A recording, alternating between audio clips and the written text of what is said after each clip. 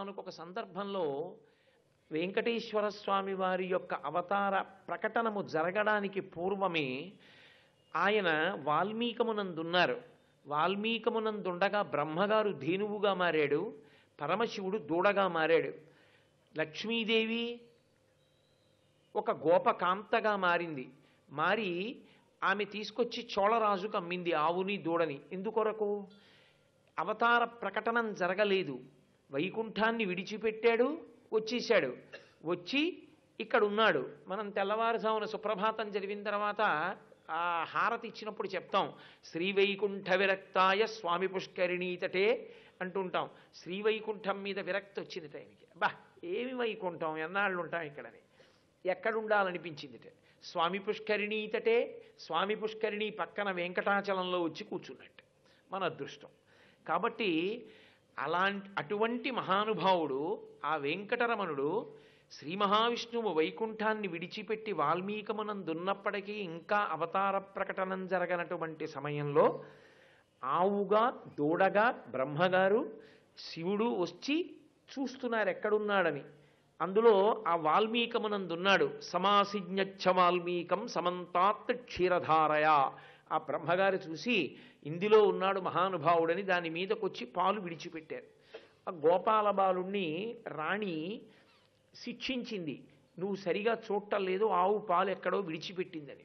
ఆయనకి బాధ కలిగి ఈ ఆవు పాలు పుట్టలో పోసేస్తోందని ఒక్కసారి ఆ చేతిలో ఉన్న గొడ్డలి తీసి విసిరాడు. మీరు ఆ కథ చాలా మాటలు విన్నారు. కుఠారాణాతి తీక్షిణీనా తాడితో వెంకటేశ్వర సప్తతాళ ప్రమాణీన రక్తస్ఫూర్తిరభూస్తథ. గొడ్డలి వచ్చి తగలగానే ఎక్కడ ఆవుకి తగులుతుందోనని గో సంరక్షణమే వెంకటేశ్వరావతారము యొక్క ప్రథమ ప్రయోజనము కనుక ఆ గోవుకి తగలకుండా పుట్టలోంచి ఒక్కసారి పైకి లేచాడు. లేవగానే గొడ్డలు వచ్చి ఆయన తలకి తగిలింది. తలకి తగలగానే 7 తాడి చెట్లంత నెత్తురు పైకి లేచింది. ఆ రక్తాన్ని చూసి వెంటనే అక్కడ ఉన్నటువంటి గోపాల బాలుడు మరణించాడు. మొట్టమొదట వెంకటేశ్వరావతారాన్ని చూసింది ఒక గోపాల బాలుడు కలియుగంలో. అందుకే వరం ఇచ్చారు వెంకటేశ్వర స్వామి, సుప్రభాతం చదివిన తరువాత ఎవ్వరూ మొదటి దర్శనం చెయ్యకూడదు వెంకటేశ్వరుణ్ణి. ఇప్పటికీ వెంకటాచలంలో కూడా ఆ చేతిలో కాగడా పట్టుకుని సన్నిధి గొల్ల అని వస్తారు. ఇప్పటికీ ఆ గొల్లల వంశంలోని వారే ఆ కాగడా పట్టుకుని దర్శనం చేస్తారు. అందుకే మనం కూడా ఇక్కడ ప్రతిరోజు ఉదయం వేళ సుప్రభాత పఠనం చెయ్యగానే ఒక గొల్ల వచ్చి కాగడా పట్టుకుని స్వామి దర్శనం చేశాకే మనందరం కూడా దర్శనం చేస్తున్నాం. కనుక ఆ నాడు తలకి దెబ్బ తగిలితే ఆయన ఓషధుల కొరకు వెతుక్కుంటున్నాడు. ప్రాకృతమైనటువంటి మనుష్యుడు ఎలా వెతుక్కుంటాడో అలా బృహస్పతి వచ్చి కట్టువేశారు. ఓషధి కొరకు వెతుక్కుంటున్నారు. ఎందుకు అలా వెతుక్కోవడం? ఆయన తలుచుకుంటే, ఆయన సంకల్పం చేస్తే దెబ్బ తగ్గిపోదా? వెంకటేశ్వరావతారంలో గమ్మత్తుంది. వెంకటేశ్వరావతారం ధర్మం అంటే యుగధర్మాన్ని ముమ్మూర్తులా పాలించాడు ఆయన. అందుకే వైద్యం కావలసిన వాడు, ఓషధి కావలసిన వాడు ఎంత గొప్పవాడైనా తానే డాక్టర్ గారు ఉన్న ప్రదేశానికి వెళ్ళాలి. ఏదో ఒంట్లో జ్వరంగా ఉందంటే డాక్టర్ గారిని పిలవచ్చు, కానీ ఆపరేషన్ థియేటర్ని పట్టుకుని మా ఇంటికి రెండడం కుదరదు. ఎంత గొప్పవాడైనా బాగా దెబ్బ తగిలితే కుట్లు వేయించుకోవడానికో ఆపరేషన్ చేయించుకోవడానికో డాక్టర్ గారి దగ్గరికే వెళ్ళాలి, హాస్పిటల్కి. అలా వెంకటేశ్వరుడు కూడా ఓషధిని వెతుక్కుంటూ తిరుగుతున్నాడు పర్వతం మీద.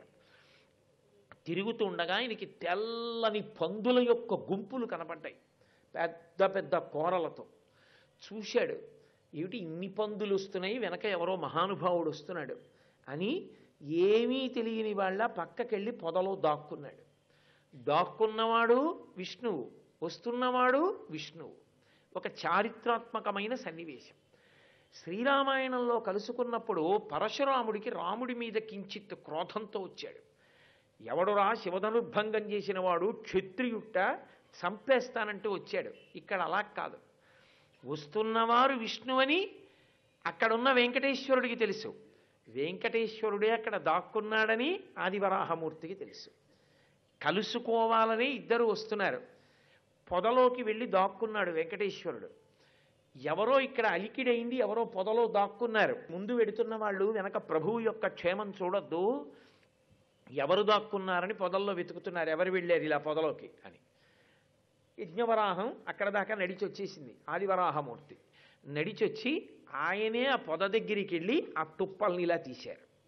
తీసి శ్రీనివాసుణ్ణి చూసి చాలా మెల్లగా గుంభనంగా చెవిలో మాట్లాడారు. మీరు స్కాందం పరిశీలించండి, వ్యాసుడు కళ్ళకి కట్టినట్టు వర్ణించాడు వాళ్ళిద్దరూ కలుసుకోవడానికి.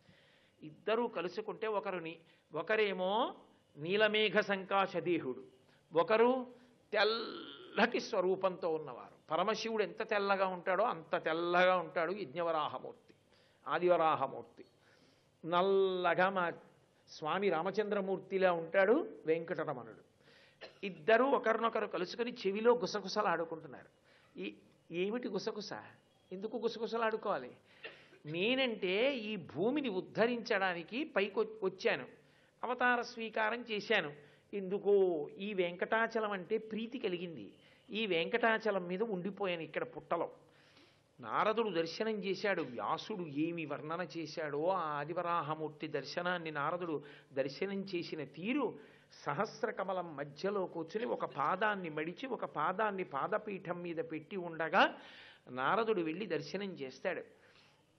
అటువంటి స్వామి వెంకటేశ్వరుడితో గుసగుసలాడాడు. ఏమిటి గుసగుసలాడతాడు? ఈ విషయాన్ని చూశారట 33 కోట్ల మంది దేవతలు పైకొచ్చి చూశారు. చూసి ఎంత విచిత్రం రా, ఒక్క విష్ణువు 2 జ్యోతులు ఒక్క ప్రమిదలో వెలుగుతున్నట్లు అదే విష్ణువు ఆదివరాహస్వామి అయి యజ్ఞవరాహమూర్తి అయి అదే విష్ణువు వెంకటేశ్వరుడై ఇద్దరూ 2 ప్రయోజనాలకు వచ్చారు.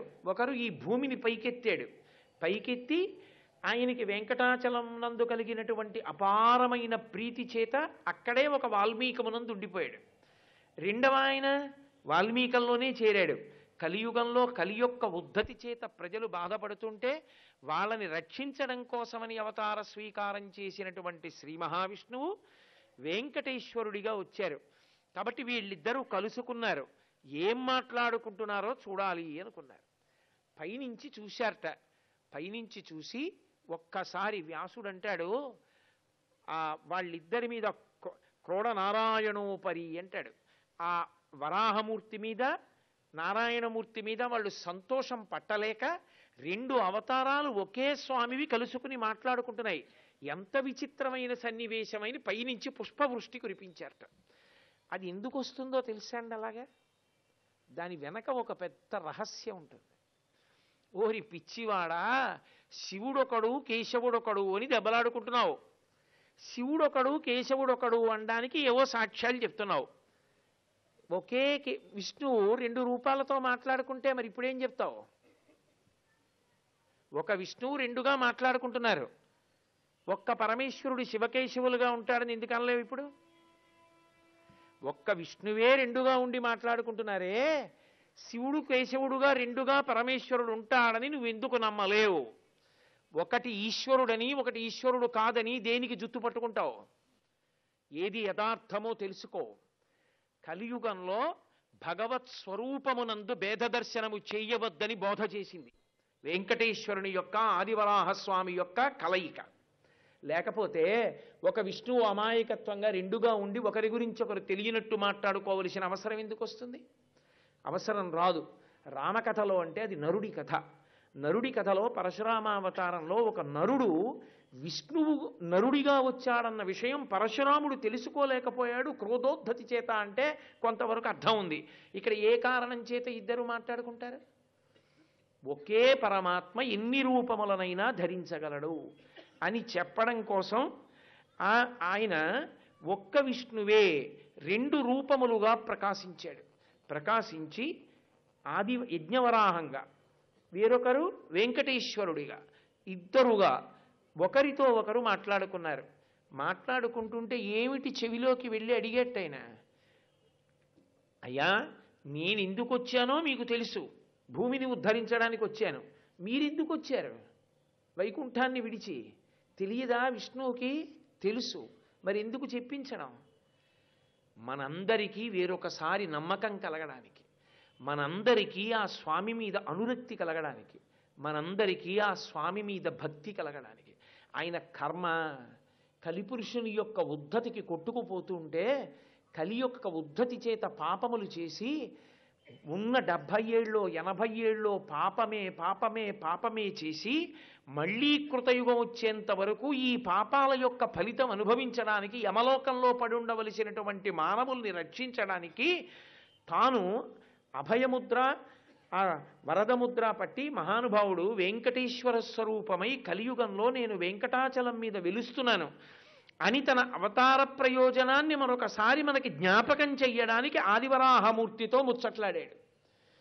ఈ జీవులను ఉద్ధరించడానికి వచ్చాను నేను ఇక్కడికి. ఇప్పుడు ఇద్దరూ కలుసుకున్నారు. కలుసుకుంటే వ్యాసుడు ఒక అద్భుతమైన మాట అన్నాడు. వీళ్ళిద్దరూ కలుసుకున్నారు కానీ వాళ్ళిద్దరూ కూడా మాట్లాడుకోవడం, వాళ్ళిద్దరి యొక్క పనులు ఒక విషయము చేత కట్టబడుతున్నాయి అన్నాడు. దేని చేత? యథాయుగాం యథాదేశాం యథాకాలం యథావయ. ధర్మం అనేటటువంటిది దేశము కాలము ఈ రెండిటిని ఆశ్రయించి ఉంటుంది. ఒక చోట ఉన్న ధర్మము వేరొక చోట ఉండదు. మనం దక్షిణ దేశంలో ఓ అభిషేకం చేయడానికో పరమాత్మ దర్శనానికో పూజ చేయడానికో వెడితే పైన ఉన్నటువంటి వస్త్రాన్ని విప్పి ఉత్తరీయం వేసుకుని వెళ్ళాలి. ఉత్తర భారతదేశంలో ఏ ఋషికేశ్లోనో లేకపోతే ఏ కేదార్నాథ్లోనో అర్చకత్వం చేస్తున్న వ్యక్తి ఒంటి నిండా స్వెట్టర్లు వేసుకుని చేస్తాడు. ఇప్పుడు అది దోషమా అని మీరు అడిగారు అనుకోండి, దేశమును బట్టి ధర్మం ఉంటుంది. ఆయన కానీ ఉత్తరీయం ఒకటే వేసుకుంటే శరీరం కొయ్యబారిపోతుంది. అందుకని అక్కడ అనుమతిస్తుంది ధర్మం, అలా వేసుకోవడాన్ని అనుమతించింది. కానీ ఆ అవసరం లేని చోట నువ్వు అలా వేసుకుని వెళ్ళడానికి వీల్లేదు. నువ్వు ఆ ధర్మాన్ని పాటించవలసిందే, శాస్త్రాన్ని పాటించవలసిందే. దేశాన్ని బట్టి ధర్మం ఉంటుంది. నేను ఉన్న ఊళ్ళో ఉన్నాననుకోండి, నా అనుష్ఠానాన్ని అనుష్ఠానంగా నేను చెయ్యాలి. ఇదే నేను ఈ ఊరు విడిచిపెట్టి వేరొక చోటుకి వెళ్ళాననుకోండి, నేను చేసే అనుష్ఠానంలో 6వ వంతు అనుష్ఠానం చేస్తే చాలు, అనుష్ఠానం చేసినట్టే లెక్క. ఎందుకంటే ఒక ఊరిలో ఉన్న సౌకర్యం, నా ఇంటిలో ఉన్న సౌకర్యం వేరొక ఊరు నేను వెళ్ళినప్పుడు ఉండదు. కాబట్టి అనుష్ఠానాన్ని తగ్గిస్తే దోషం రాదు. కొన్ని ఎప్పుడూ మానకూడదు, ఎక్కడున్నా మానకూడదు, సంధ్యావందనం లాంటివి. కొన్ని దేశాన్ని బట్టి ధర్మం మారుతుంది, కాలాన్ని బట్టి ధర్మం మారిపోతుంది. ప్రాతకాలంలో ఉన్న ధర్మం మధ్యాహ్నం ఉండదు, మధ్యాహ్నం ఉన్న ధర్మం సాయంత్రం ఉండదు, సాయంత్రం ఉన్న ధర్మం రాత్రి ఉండదు. ఏకాదశి నాటి ధర్మం ద్వాదశికి ఉండదు, ద్వాదశి నాటి ధర్మం ఏకాదశి నాడు ఉండదు. ఏకాదశి నాడు ఉపవాసం ధర్మం, ద్వాదశి నాడు ఎంత తొందరగా వీలైతే అంత తొందరగా ఉపవాసాన్ని విరమణం చేసేయడం ధర్మం. ద్వాదశి నాడు ఉపవాసం ఉండకూడదు. ద్వాదశి ఘడియలు వచ్చేసాయంటే ఉపవాస విరమణం చేసేయాలి. ఏకాదశి తిథి ఉంటే ఉపవాస తిథి, ఉపవాసం ఉండాలి. తిథిని బట్టి కాలాన్ని బట్టి ధర్మం మారిపోతుంది. దేశము కాలము ఈ రెండు ధర్మమునందు అత్యంత ప్రధానమైన లక్షణములు. ఈ రెండిటికి మళ్ళీ ముడిపడిపోయేది ప్రధానంగా దేని బట్టి? యుగాన్ని బట్టి మారుతుంది. ఒక్కొక్క యుగంలో ఒక్కొక్కటి ప్రధానమవుతుంది. ఇది కలియుగం. కలియుగంలో నిజానికి పెద్ద యజ్ఞాలు లేవు, తీసేశారు, అసలు చెయ్యడానికి వీల్లేదన్నారు. అశ్వమేధయాగం మీరు పరిశీలనం చేస్తే కృతయుగంలో, త్రేతాయుగంలో, ద్వాపరయుగంలో కూడా అశ్వమేధయాగం కనబడుతుంది. కలియుగం దగ్గరికి వచ్చేటప్పటికీ అశ్వమేధయాగం ఉండదు. అశ్వమేధయాగ కల్పం కానీ అశ్వమేధయాగ సంకల్పం కానీ లేవు. ఎవరైనా అశ్వమేధయాగం చేస్తున్నానంటే దోషం, అసలు కలియుగంలో లేదు. మరి అశ్వమేధయాగం చెయ్యాలనుకున్నవాడు అశ్వమేధయాగం చేసిన ఫలితాన్ని పొందాలనుకుంటే అనాథ ప్రేత సంస్కారం. అనాథ మరణిస్తే ఆ ప్రేతానికి కొడుకులా సంస్కారం చేస్తే అలా ఎవరు చేశారో వాడికి అశ్వమేధయాగం చేశాడు అని ఫలితం వేస్తారు తప్ప కలియుగంలో అశ్వమేధయాగం లేదు. ఒక యజ్ఞం చేస్తే భూరి దక్షిణలు ఇవ్వాలి. అసలు నిజానికి రజతాన్ని ఇవ్వకూడదు, వెండి పితృదేవతల యొక్క ప్రీతికి బంగారాన్ని దానం చెయ్యాలి. కలియుగంలో అలసులు, మందబుద్ధియుతులు, అల్పతరాయువులు, ఉగ్రరోగ సంకలితులు, మందభాగ్యులు, సుకర్మములేవ్వియు చెయ్యజాలరీ కలియుగమందు మానవులు అంటారు పోతన గారు భాగవతం మొదలు పెడుతూ. మందభాగ్యులు, తక్కువ ఐశ్వర్యం ఉంటుంది, ఐశ్వర్యం ఉన్నా స్వార్థం ఉంటుంది. యజ్ఞయాగాది క్రతువులలో దక్షిణగా వినియోగించడు భూరి సంభావన. కాబట్టి యజ్ఞయాగాది క్రతువులు చేయడం కూడా అంత తేలికైన విషయం కాదు. మరి ఎలా తరిస్తాడు? కలవు నామ సంకీర్తన, కలియుగంలో భగవంతుని యొక్క నామాన్ని పరమ సంతోషంతో పలకడమే. అందుకే శౌచసిద్ధికి కూడా భగవన్నామమే చెప్పారు. గోవిందేతి సదా స్నానం. గోవిందా గోవిందా గోవిందా అనుకుంటూ ఉన్నవాడు ఎప్పుడూ స్నానం చేసిన వాడే. అంటే స్నానం మానేసి గోవిందనామని చెప్పమని కాదు.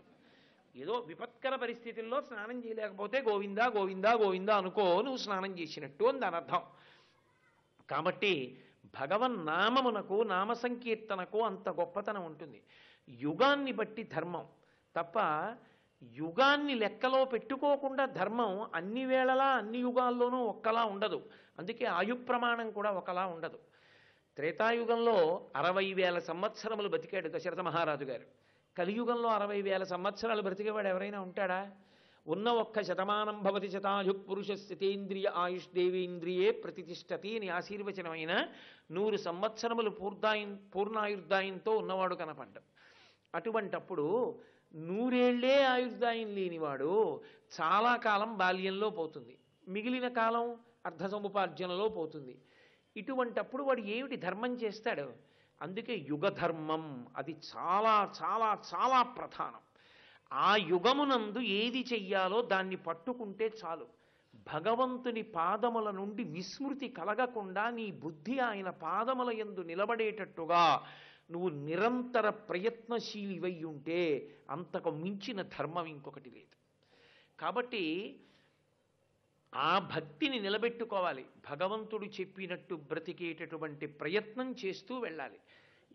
ఎక్కడైనా తడబాటు వస్తే ఆ భగవానుడే మళ్ళీ వచ్చి చెయ్యి ఇచ్చి పుచ్చుకుని కాపాడతాడు. వాడు ధర్మము నుండి పతనమైపోకుండా రక్షిస్తాడు. కాబట్టి యుగధర్మం అనేటటువంటిది అత్యంత ప్రధానం. ఇది వ్యాసుని యొక్క హృదయం. వాళ్ళిద్దరూ మాట్లాడుకుంటున్నారు చెవిలో. వాళ్ళిద్దరూ తర్వాత మాట్లాడుకునే విషయాన్ని చూసి మీరు తెల్లబోవద్దు. వారు మాట్లాడుకోవడంలో యుగధర్మం ఉంటుంది సుమా. అందుకని యథాయుగం యథాదేశం యథాకాలం యథావయ, అందుకని వాళ్ళు అలా మాట్లాడుకుంటారు తప్పించి అదేదో నువ్వు హాస్యానికి తీసుకోవలసిన విషయం కాదని జ్ఞాపకం పెట్టుకో. మీరు చూడండి, అసలు నిజానికి గోదానం అని చెయ్యాలి. తల్లో తండ్రో శరీరం విడిచిపెట్టారనుకోండి, ఒక గోవుని తీసుకొచ్చి కొని దానం చెయ్యాలి. 11 రూపాయలు ఇచ్చి గోదానం చేసేశాడంటాడు. ఆ తల్లి తండ్రి ఎంత ఐశ్వర్యం ఇచ్చి వెళ్ళనివ్వండి, నిజంగా గోవుని కొని దానం చేసేవాళ్ళే తక్కువైపోయారు. భూదానం చెయ్యాలి. నిజంగా భూదానం చేసినటువంటి వాళ్ళు ఎంతమంది ఉంటారు? బ్రాహ్మణుణ్ణి పిలిచి దశదానాల్లో భూదానం చేస్తున్నానని ఓ 100 గజాలో 200 గజాలో స్థలం కొని నిజంగా బ్రాహ్మణుడికి దానం చేసినటువంటి వాళ్ళు ఉన్నారా? ఎక్కడో కోటికొక్కడుంటే చాలా గొప్ప. యుగధర్మం వెంటనే ఏం చేస్తాడంటే దానికి ప్రత్యామ్నాయం అడుగుతాడు. ఏం చేస్తే సరిపోతుందండి? 10 దానాలకి 11 రూపాయలు ఇచ్చేస్తాడు. ఏమో భక్తితో ఇస్తే పూర్ణం అవ్వచ్చు, అది యుగధర్మం. వెంటనే కలియుగంలో 2 మాటలకు ప్రచారం ఎక్కువ ఉంటుంది. ఏమిటో తెలుసా? దాని బదులు ఏమిచ్చి ఇచ్చు, దాని బదులు ఏం చేసి ఇచ్చు. ఇంట్లో కాస్త చక్కెర పొంగలి వండి నైవేద్యం పెట్టడానికి బద్ధకం, 10 మంది తినేగా మిగిలిన కాజాలు డబ్బాలో కొనుక్కొచ్చి ఇచ్చేసి నైవేద్యం పెట్టించి ప్రసాదమని పట్టుకెళ్ళిపోవడం సంతోషమని మార్గాలు వెతుక్కోవడం, అలా ఉంటాయి రోజు. కాబట్టి చిత్రం ఏమిటంటే నిజంగా దశదానములంటే దశదానములు చేసేవాడు ఉండడు, అలా ఉండరు. కాబట్టి యుగములో ఏది చెయ్యాలో దానికి ప్రత్యామ్నాయం ఏమైనా ఉందా అని అడిగేవాళ్ళు వస్తారు. 2, తప్పు చేసేసి ప్రాయశ్చిత్తం ఉంటుందా అని ముందు తెలుసుకుంటాడు. సంధ్యావందనం చేయరా అన్నారనుకోండి, ప్రాయశ్చిత్తంతో నేర్పుదురు అంటాడు ముందే. అసలు ఇవాళ ఉపనయనం అయింది వాడికి ప్రాయశ్చిత్తార్ఘ్యపూర్వక సంధ్యావందనం కరిష్య అనవలసిన అవసరం ఏమిటి? వాడికి ఎందుకు ప్రాయశ్చిత్తంతో సంధ్యావందనం? వాడు లేవలేడు, సూర్యోదయాత్పూర్వం అర్ఘ్యం ఇవ్వలేడు. షుగర్ వచ్చిందా వాకింగ్కి వెళ్ళాలా? ఎందుకు ఇవ్వచ్చు కదా.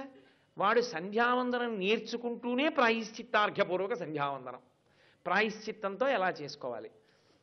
తప్పు చేయడం ప్రాయశ్చిత్తం. కాశీ వెళ్ళి చూడండి, అందరికీ సంతోషం దేనికంటే ప్రాయశ్చిత్తం చేయించుకోవడానికి. చెయ్యకూడనివన్నీ చేస్తూ ఉండడం, ప్రాయశ్చిత్తం చేసుకుంటూ ఉండడం, అది యుగధర్మం. అది యుగంలో వచ్చినటువంటి లక్షణం అది.